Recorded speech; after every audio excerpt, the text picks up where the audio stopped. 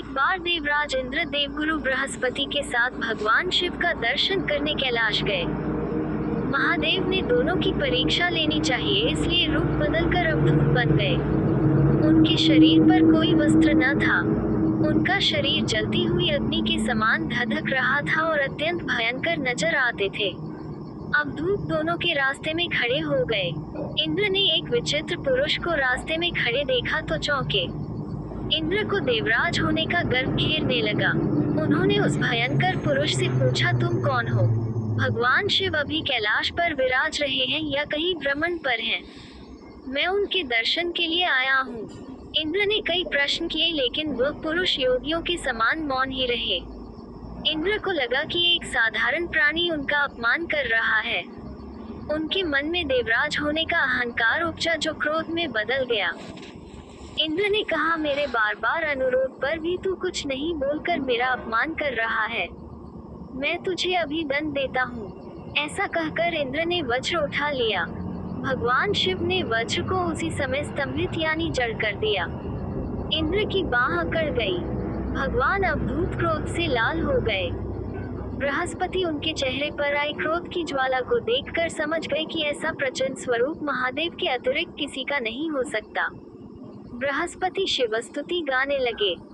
उन्होंने इंद्र को भी महादेव के चरणों में लेटा दिया और बोले, प्रभु इंद्र आपके चरणों में पड़े हैं, आपके शरणागत हैं। आपके ललाट से प्रकट अग्नि इन्हें जलाने को बढ़ रही है। हम शरणागतों की रक्षा करें। बृहस्पति ने विनती की, प्रभु भक्तों पर आपकी सदा कृपा बरसती है। आप भक्त वत्सल और सर्वसमर्थ हैं। आप इस तेज को कहीं और स्थान दे दीजिए ताकि इंद्र के प्राणों की रक्षा हो। भगवान रूत ने कहा, बृहस्पति मैं तुम पर बहुत प्रसन्न हूँ। इंद्र को जीवनदान देने के कारण तुम्हारा एक नाम जीव भी होगा। मेरे तीसरे नेत्र से प्रकट इस अग्नि का ताप देवता सहन नहीं कर सकते, इसलिए मैं इसको बहुत दूर छोड़ूंगा। महादेव ने उस तेज को हाथ में धारण कर समुद्र में फेंक दिया। वहां फेंके जाते ही भगवान शिव का वह तेज तत्काल एक बालक के रूप में परिवर्तित हो गया। सिंधु से उद्भव होने के कारण उसका नाम सिंधु पुत्र जलंधर प्रसिद्ध हुआ।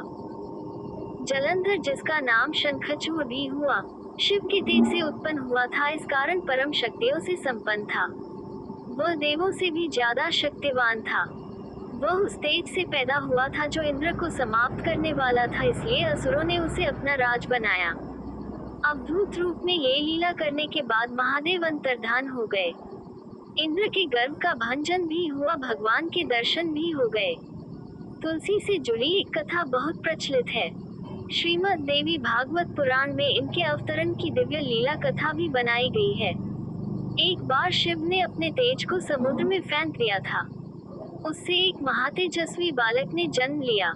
यह बालक आगे चलकर जलंधर के नाम से पराक्रमी दैत्य राजा बना। इसकी राजधानी का नाम जलंधर नगरी था। दैत्यराज कालनेमी की कन्या वृंदा का विवाह जलंधर से हुआ। जलंधर महाराक्षस था। अपनी सत्ता के मद में चूर उसने माता लक्ष्मी को पाने की कामना से युद्ध किया, परंतु समुद्र से ही उत्पन्न होने के कारण माता लक्ष्मी ने उसे अपने भाई के रूप में स्वीकार किया। वहां से पराजित होकर वह देवी पार्वती को पाने की लालसा से कैलाश पर्वत पर गया। भगवान देवाधिदेव शिव का ही रूप धरकर माता पार्वती के समीप गया, परंतु मां ने अपने उपबल से उसे तुरंत पहचान लिया तथा वहां से अंतर्ध्यान हो गई।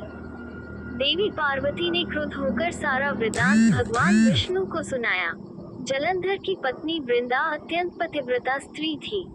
उसी के पतिव्रत धर्म की शक्ति से जलंधर न तो मारा जाता था और न ही पराजित होता था। इसीलिए जलंधर का नाश करने के लिए वृंदा के पतिव्रत धर्म को भंग करना बहुत जरूरी था।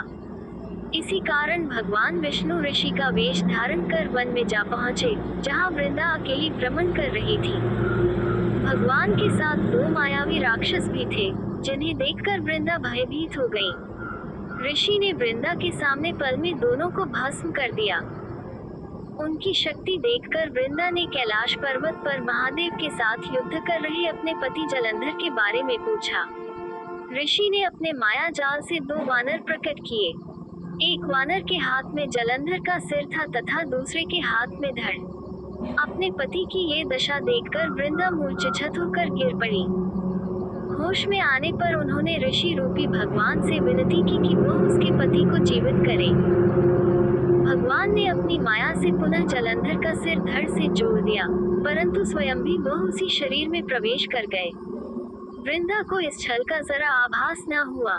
जलंधर बने भगवान के साथ वृंदा व्रता का व्यवहार करने लगी, जिससे उसका सतीत्व भंग हो गया।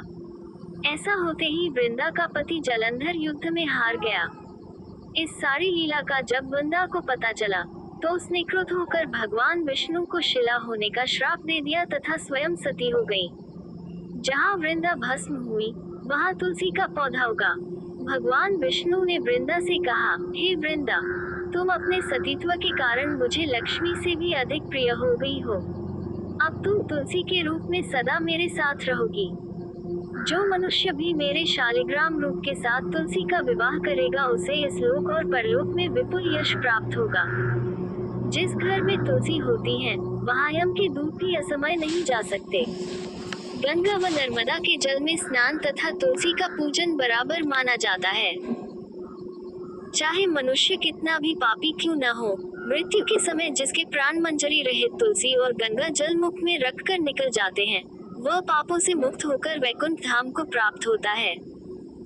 जो मनुष्य तुलसी व आंवलों की छाया में अपने पितरों का श्राद्ध करता है, उसके पितर मोक्ष को प्राप्त हो जाते हैं। उसी दैत्य जलंधर की यह भूमि जलंधर नाम से विख्यात है। सती वृंदा का मंदिर मोहल्ला कोट किशनचंद में स्थित है। कहते हैं इस स्थान पर एक प्राचीन गुफा थी, जो सीधी हरिद्वार तक जाती थी। पौराणिक कथा है, कुबेर तीनों लोकों में सबसे धनी थे। एक दिन उन्होंने सोचा कि हमारे पास इतनी संपत्ति है, लेकिन कम ही लोगों को इसकी जानकारी है। इसलिए उन्होंने अपनी संपत्ति का प्रदर्शन करने के लिए एक भव्य भोज का आयोजन करने की बात सोची। उसमें तीनों लोकों के सभी देवताओं को आमंत्रित किया गया। भगवान शिव उनके इष्ट देवता थे, इसलिए उनका आशीर्वाद लेने वह कैलाश पहुँचे और कहा, प्रभु, आज मैं तीनों लोकों में सबसे धनवान हूँ। ये सब आपकी कृपा का फल है। अपने निवास पर एक भोज का आयोजन करने जा रहा हूँ। कृपया आप परिवार सहित भोज में पधारने की कृपा करें। भगवान शिव कुबेर के मन का अहंकार ताड़ गए। बोले, वत्स, मैं कहीं बाहर नहीं जाता। कुबेर गिड़गिड़ाने लगे, भगवान, आपके बगैर तो मेरा सारा आयोजन बेकार चला जाएगा। तब शिव जी ने कहा, एक उपाय है। मैं अपने छोटे बेटे गणपति को तुम्हारे भोज में जाने को कह दूंगा। कुबेर संतुष्ट होकर लौट आए। नियत समय पर कुबेर ने भव्य भोज का आयोजन किया। तीनों लोकों के देवता पहुंच चुके थे। अंत में गणपति आए और आते ही कहा, मुझको बहुत तेज भूख लगी है। भोजन कहाँ है? कुबेर उन्हें ले गए भोजन से सजे कमरे में। सोने की थाली में भोजन परोसा गया। क्षण भर में ही परोसा गया सारा भोजन खत्म हो गया। दोबारा खाना परोसा गया, उसे भी खा गए। बार बार खाना परोसा जाता और क्षण भर में गणेश जी उसे चट कर जाते। थोड़ी ही देर में हजारों लोगों के लिए बना भोजन खत्म हो गया, लेकिन गणपति का पेट नहीं भरा। वे रसोई घर में पहुंचे और वहां रखा सारा कच्चा सामान भी खा गए, तब भी भूख नहीं मिटी।